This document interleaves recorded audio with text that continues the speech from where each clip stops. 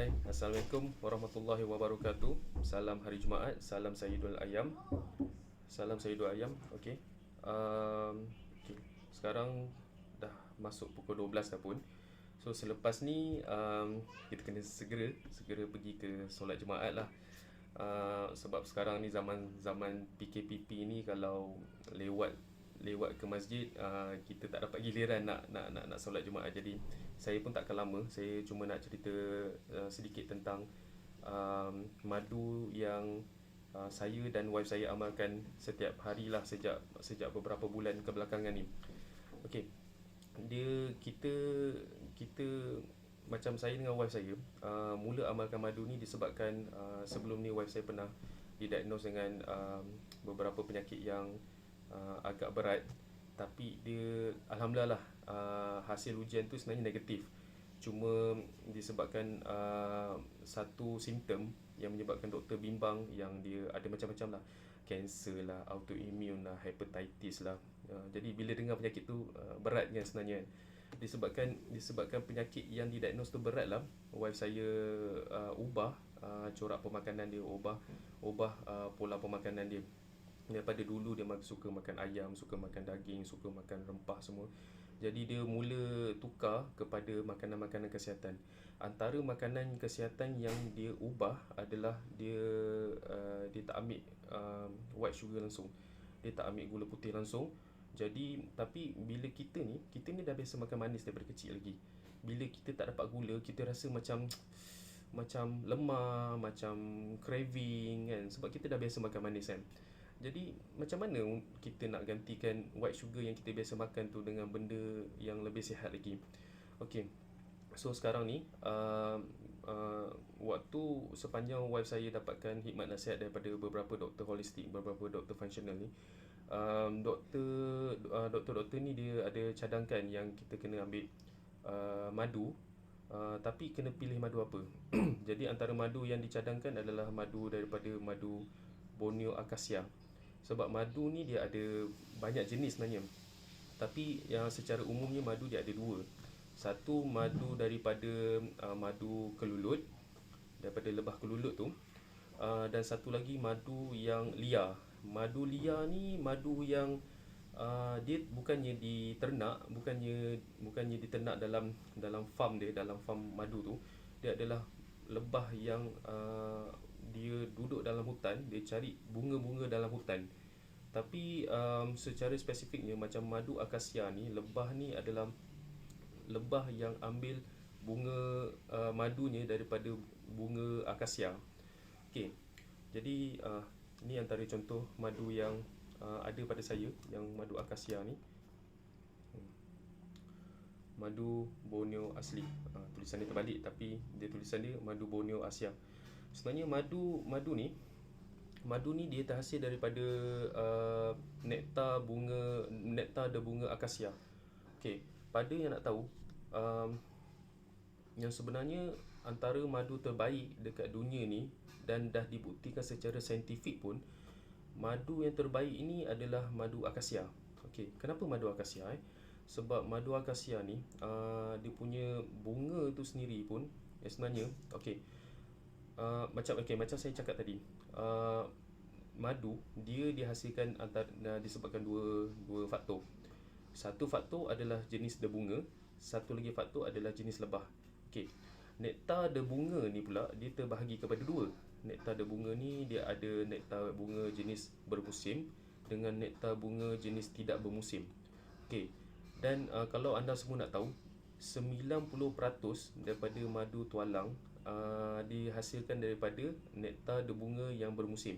Maksudnya ada musim-musim tertentu aja yang debunga ni dihasilkan, dan lebah tu boleh ambil nektar debunga tu. Dan tapi madu akasia dia adalah tergolong dalam golongan nektar debunga yang tidak bermusim. Okey, apa yang bagusnya daripada nektar bunga yang tidak bermusim ni? Okey, satu, nektar debunga dia jenis dia adalah kualiti dia terjamin.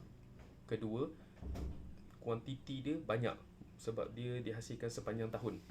Jadi lebah boleh ambilnya setiap hari dan menghasilkan madu daripada bunga tu sepanjang tahun. Jadi kuantitinya banyak dan kualitinya bagus. Okey. Jadi ada doktor ataupun saintis daripada Jabatan Nutrisi Manusia dan Sains Makanan Universiti Florida, iaitu Dr. Susan Percival. Okey, Dr.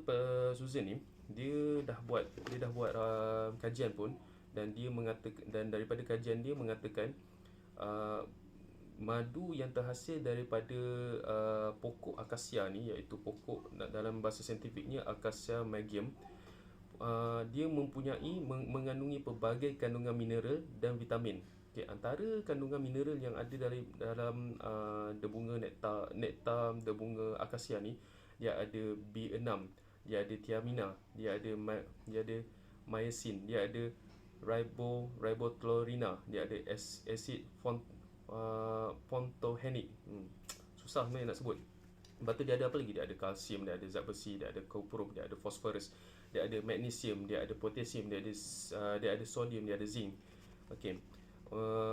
Dari segi vitamin pula, madu akasia ni dia ada vitamin B1, B2, B6, B3, ada vitamin C. Jadi ada banyak sangat kandungan mineral dan kandungan vitamin dalam yang terkandung dalam madu akasia ni. Okey. Itu sebablah madu akasia ni harga dia lebih tinggi. Okey, selain daripada banyaknya kandungan vitamin ni, okey, saya nak ceritalah asal usul madu akasia ni. Asal usul madu akasia ni. Okey. Yang sebenarnya pokok akasia ni adalah ada yang ditanam dan ada yang liar. Okey. Pokok akasia yang ada dekat dalam hutan ni sebenarnya dia adalah jenis orang tanam ataupun orang ambil pokoknya adalah disebabkan dia punya nilainya sebagai pokok balak. Jadi pokok akasia ni tinggi tau. Dia boleh cecah sampai 30 meter. 30 meter tu tinggi mana 30 meter tu dia lebih kurang lah, plus minus, lebih kurang setinggi kalau kita stackkan orang dewasa, stackkan dia atas, dia seramai lebih kurang 15 orang. 15 orang tu itulah setinggi 30 meter. Jadi pokok akasia dia tinggi sangat. Jadi hanya certain lebah aja yang memang dia ni cukup kuat dan cukup liar untuk dia ambil daripada pokok-pokok, daripada bunga yang tinggi-tinggi. Dia lebah dia jenis yang kuat, lebah dia jenis agresif kan. Lebahnya jadi bila lebah-lebah yang jenis kuat dan agresif ni yang boleh panjat sampai pokok sampai 30 meter untuk ambil dia punya nektar tu. Jadi pokok akasia tu adalah setinggi tu, dan lebah yang nak ambil tu pun bukan sebarangan lebah. Dia lebah yang jenis yang memang power punya lebah. Okey. Lepas tu pokok akasia ni dia ada bunga dia. Bunga dia biasanya akan tumbuh di antara dalam kalau bahagian Semenanjung pun ada, belah-belah Mesing, belah Johor pun ada pokok akasia juga. Tapi madu Borneo ni yang saya tengah cerita sekarang ni, madu Borneo ni dia specifically dekat dia punya farm dia dekat Bintulu, Sarawak. Jadi dia punya pokok akasia dia dekat belah-belah Borneo sana. Jadi madu Borneo ni dia belah pokok akasia dekat belah Borneo ni dia tumbuh di antara dalam bulan Januari macam tu. Okey. Jadi itulah antara ciri-ciri pokok akasia yang lebah ni ambil daripada nektar bunga dia tu. Okey. Itulah perbezaan antara madu akasia dengan madu biasa. Madu biasa ni dia lebah dia kalau contoh macam madu tualang, madu kelulut, dia lebah dia ambil dekat bunga dekat bahagian yang rendah-rendah je, bunga-bunga yang dekat bahagian-bahagian rendah. Jadi dia kurang agresif, dia lebah dia lebih kecil. Tapi bukan nak cakap yang bunga dia tak bagus. Dia madu yang asli dia khasiat dia sama, dia memang bagus. Cuma kenapa madu akasia ni dia lebih bagus? Sebab kualiti dia bunga dia dengan jenis lebah yang ambil madu dia. Okey. So, uh, apa kelebihan madu akasia ni? Saya ceritakan sikit.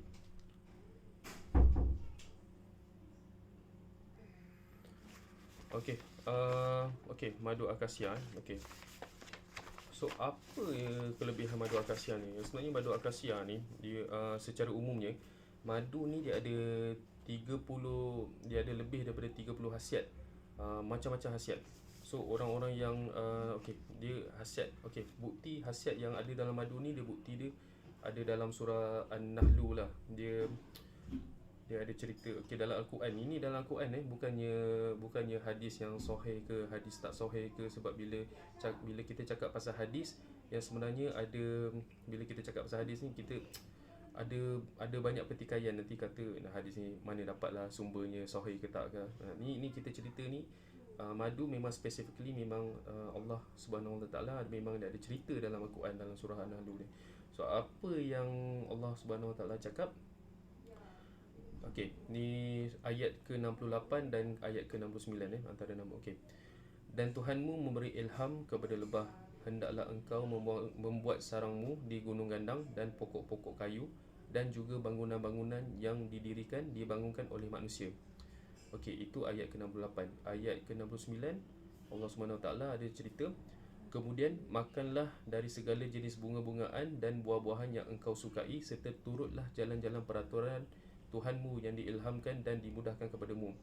Dengan itu akan keluarlah dari dalam badannya minuman, iaitu madu, yang berlainan warnanya, yang mengandungi penawar bagi manusia dari berbagai-bagai jenis penyakit. Sesungguhnya pada yang demikian itu tanda yang membuktikan kemurahan Allah bagi orang-orang yang mahu berfikir. Okey. Jadi ini untuk orang-orang yang macam macam kita ni suka berfikir. Jadi kita tengok, oh, madu ni sebenarnya Allah dah cerita dah, antara penawar yang sangat mujarab untuk macam-macam jenis penyakit. Okey, nak tahu tak apa yang jenis-jenis penyakit yang boleh dirawat dengan madu? Okey, ini dah dibuktikan secara saintifik dah pun. Cuma kita sama ada kita nak ke tak nak je. Okey, nak tahu tak apa penyakit yang yang boleh dirawat dengan madu ni? Okey, antara penyakitnya adalah asma. Asma ni orang yang susah bernafas. Dia bila dia kalau sejuk ke apa ke, dia macam dia susah nak tarik nafas. Itu kalau kita tengok orang tu sesama, kita tahu ni antara tanda-tanda orang asma lah kan. Asma dia kena pakai yang apa tu, yang inhaler tu inhaler tu. Sebab anak saya dulu waktu dia kecil-kecil, dia pernah lah doktor cakap dia ni asma, tapi disebabkan dia masih kecil, dia belum kategori asma. Alhamdulillah bila dah besar dia tak ada asma pun sebenarnya. Dia cuma biasalah budak-budak kan, dia antibody belum kuat lagi kan.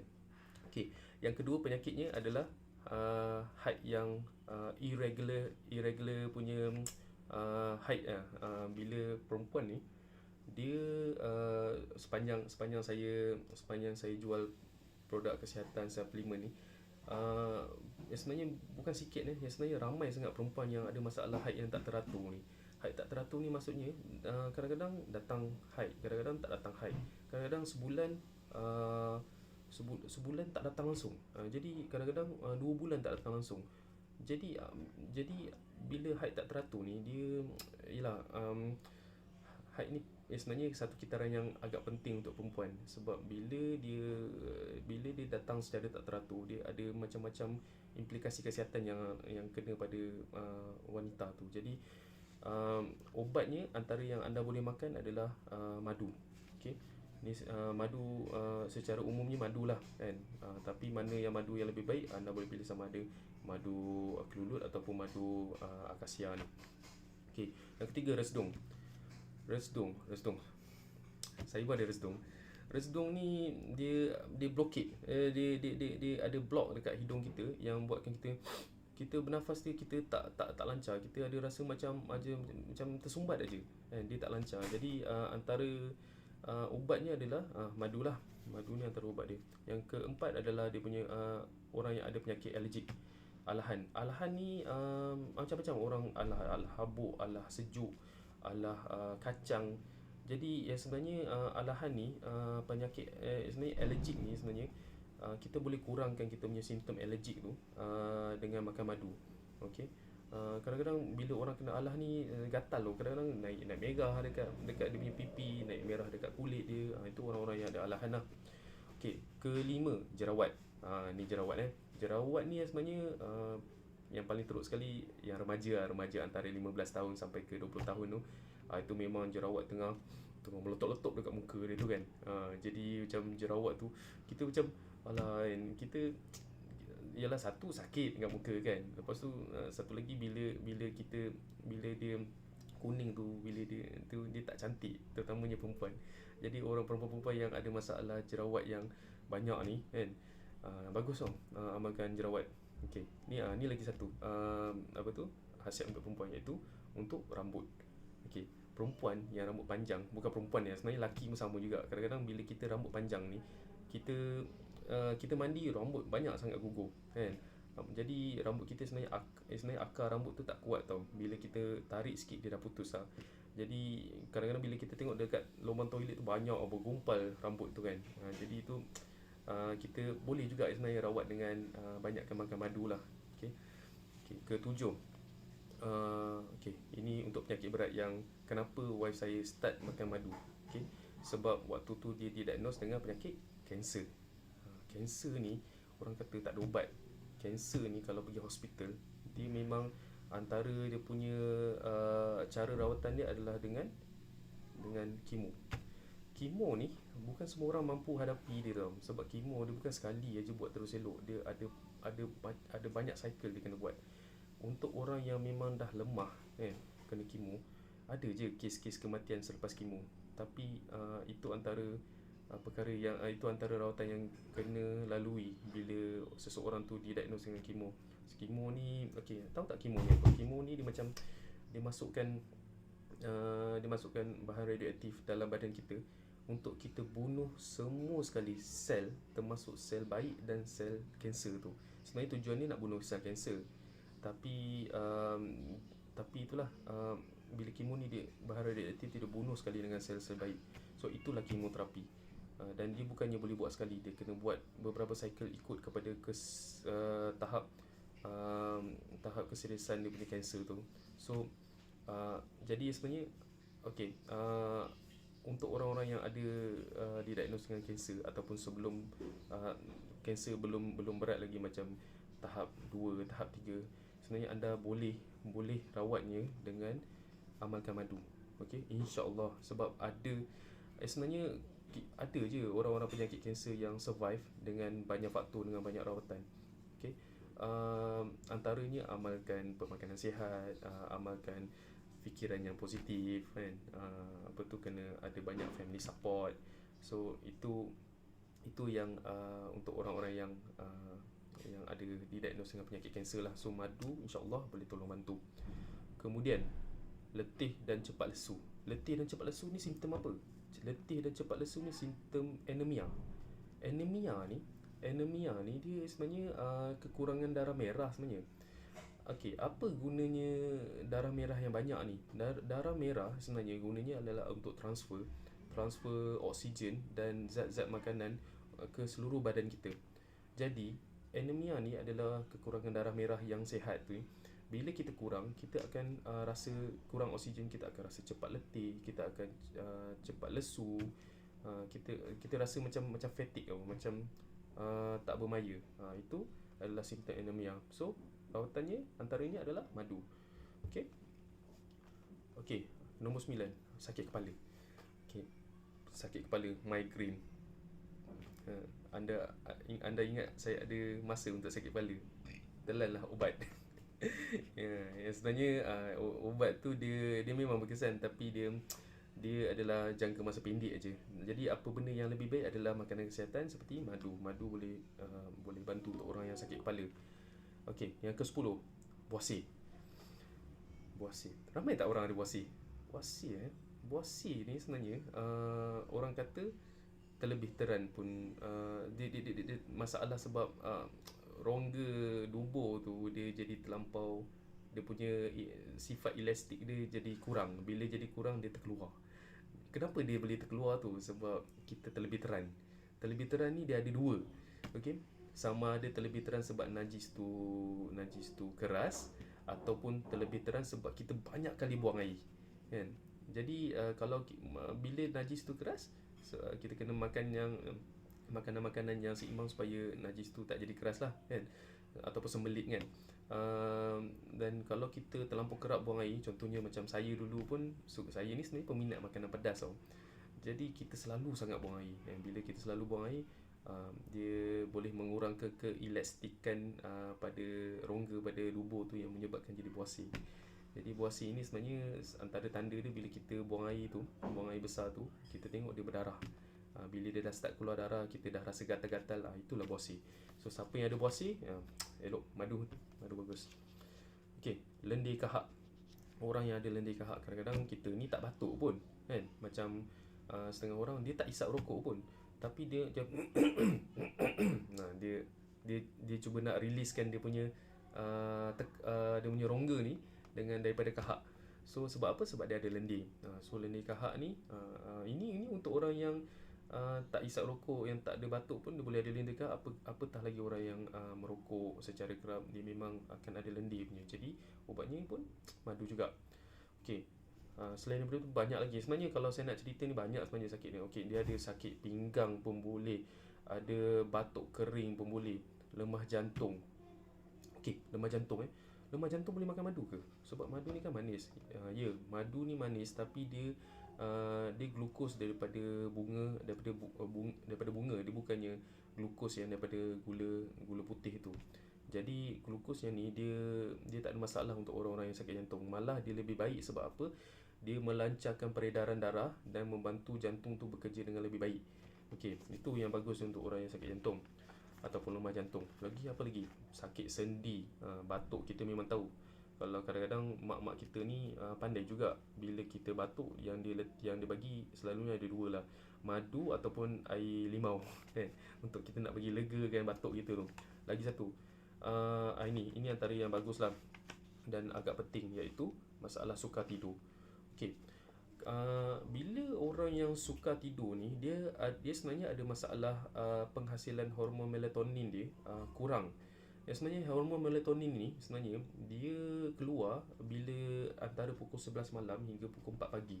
11 malam dengan 4 pagi ni waktu sepatutnya kita kena tidur. Dan kita kena tidur, jangan tidur dalam keadaan terang tau. Sebab hormon melatonin ni dia keluar dalam keadaan gelap. Bila dia gelap, hormon melatonin ni keluar dan dia akan bagi kita rasa mengantuk. Jadi pentingnya hormon melatonin ni, bila kita mengantuk, bila kita tidur dengan keadaan yang baik, bila kita dapat tidur yang sempurna, dapat tidur yang berkualiti, sebenarnya badan kita ni setiap hari dia ada healing dia ada healing dia, self healing dia sendiri. Waktu bila dia healing? Waktu kita tidur lah, kan. Sel baru akan keluar, kita punya sendi-sendi akan macam, dia akan elokkan sendi-sendi kita, elokkan kita punya digestion. Dan sebenarnya waktu kita tidur lah benda ni semuanya jadi. Tapi kalau kita tak dapat tidur dengan berkualiti, so itu yang menyebabkan hormon melatonin kita tu berkurang. Dan kita sebenarnya bila badan kita tak cukup tidur, nanti ada banyak pula penyakit lain yang datang. Kita jadi cepat penat, kan. Untuk orang-orang yang ada masalah tidur, bahaya tau. Dia bila dia bertahun-tahun ataupun sampai dia tua, dia memang susah nak tidur. Dia senang kena nyanyuk tau sebenarnya. Jadi sebenarnya tidur yang baik, kan, kita dapat cahaya matahari yang baik, yang cukup, boleh mengelakkan kita daripada nyanyuk sebenarnya. Jadi sebenarnya tidur penting. Tidur berkualiti penting. Dan macam mana nak dapat tidur berkualiti adalah badan kita perlukan hormon melatonin yang tinggi supaya kita boleh tidur. So madu antara obat nak kena bukan obat lah, penawar kepada untuk tingkatkan melatonin kita supaya kita boleh dapat tidur yang berkualiti. Okey. Selain daripada tu, darah tinggi, gastrik. Okey, gastrik ni, okey, masalah perut ni, kan. Masalah perut ni ada banyak sebenarnya. Ramai je kawan-kawan saya yang ada masalah khusus masalah perut. Dia ada GERD, ada gastrik, ada colitis. Colitis ni paling common lah, yang ramai orang tu ada kembung lah, ada angin lah. Kadang-kadang kita pagi-pagi bukan pagi je, kadang-kadang tak tentu masa, kita tiba-tiba banyak sangat angin sampai kita rasa macam nak sendawa, nak buang angin, dan kadang-kadang kita boleh macam boleh bad mood sebab banyak sangat perut banyak sangat angin dalam perut tu. Okey, itu antara khasiat-khasiat yang ada dalam madu. Okey, sekarang pun dah nak 12.30, jadi saya nak tutup saya punya perkongsian ni dengan ni lah. Saya nak tutup perkongsian saya dengan tunjuk. Saya rasa saya nak tunjuk lah madu ni macam mana. Okey. Okey, ni madu ni. Madu akasia ni sebenarnya tengok. Sebenarnya besar tau madu tu. Berat tak tu. Kalau saya dapat satu karton, dia memang saya angkat macam kena angkat macam tu tau. Memang berat dia. Sialah, satu ni pun dah 1 kilo. Ini belum masuk dengan botol lagi lah. Berat bersih net weight dia 1 kilo. Kalau satu karton ada lebih kurang 12 ke 15. Saya rasa 12 kot. Macam angkat beras lah. Macam angkat beras 12 kilo. Macam tu lah berat. Okay. So, saya nak tunjuk madu ni sebelum kita akhiri kita punya perkongsian ni. Macam mana nak tahu madu asli ke madu tak asli? Madu asli, kalau madu asli, kalau kita tertumpah atas meja ke atas lantai ke, madu ni semut takkan hurung tau. Kenapa semut takkan hurung? Sebab semut dia memang suka benda manis, tapi semut tak suka madu. Sebab madu dia ada enzim yang semut kalau pergi dia tak suka, kan? Sebab enzim yang ada pada madu tu. Tapi kalau madu tu jatuh atas meja, ada semut hurung, itu antara tanda-tanda madu tu tak asli lah. Okey, lagi satu, color. Madu asli, color dia lebih gelap lagi. Berbanding madu yang tak asli. Okey. So, berapa banyak kita nak amalkan madu ni? Madu ni sebaiknya amalkan pagi 2 sudu, malam 2 sudu. Pagi 2 sudu tu sebelum makan tau. Maksudnya waktu perut kita belum ambil makanan berat lagi. Macam kan kita suka breakfast, kita ambil kuih lah, ambil nasi lemak, ambil roti canai. Sebelum kita makan semua tu, pagi-pagi sebelum kita ambil breakfast tu, kita makan 2 sudu madu. Lepas tu 2 sudu madu lagi belah malam, 1 jam sebelum tidur. 1 jam sebelum tidur boleh meningkatkan melatonin. Kita boleh dapat tidur yang nyenyak, insya-Allah. Okey. Sebenarnya 2 sudu kan? Okey. Saya tunjuk 1 sudu je lah kan. Sebab selalunya kalau saya makan 2 sudu, saya kena basuh sudu ni. Okey, lagi satu. Okey.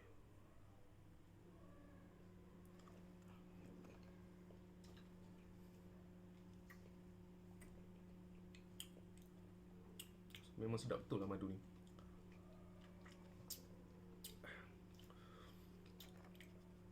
Okey. Inilah madu ni madu akasia. So saya eloknya makan 2 sudu. Saya dah pukul 12 baru makan madu.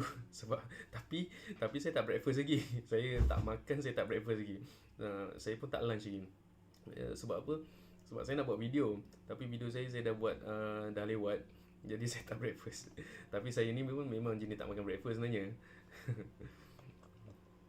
Okay, so itulah madu akasia. So sesiapa yang nak dapatkan madu akasia ni, insyaAllah saya akan sharekan nombor telefon untuk WhatsApp, website saya. Dalam website pun boleh online semua. Saya akan share dekat saya punya YouTube, saya akan share dekat saya punya website, saya akan share dekat saya punya Facebook sendiri. So anda boleh WhatsApp, insyaAllah saya akan reply satu-satu. Sebab permintaan ni makin lama makin tinggi. Jadi kalau saya tak sempat nak reply WhatsApp tu, anda boleh beli daripada website. Website senang. Anda klik, bayar. Nanti insyaAllah besok saya post. Kalau anda bayar sebelum pukul 12, saya post lah. Kalau lepas pukul 12, saya akan post esok ni. Itu kalau beli kat website lah. Okay, so itu je lah perkongsian ni. Sebenarnya banyak saya nak kongsi, tapi disebabkan yalah, masa tidak mengizinkan hari Jumaat. Kita kena hormat waktu kita untuk menghadap yang ilahi pula. InsyaAllah saya akan sambung saya punya perkongsian dari semasa ke semasa. Okey, terima kasih. Terbalik madu yang bis. Okey, bye.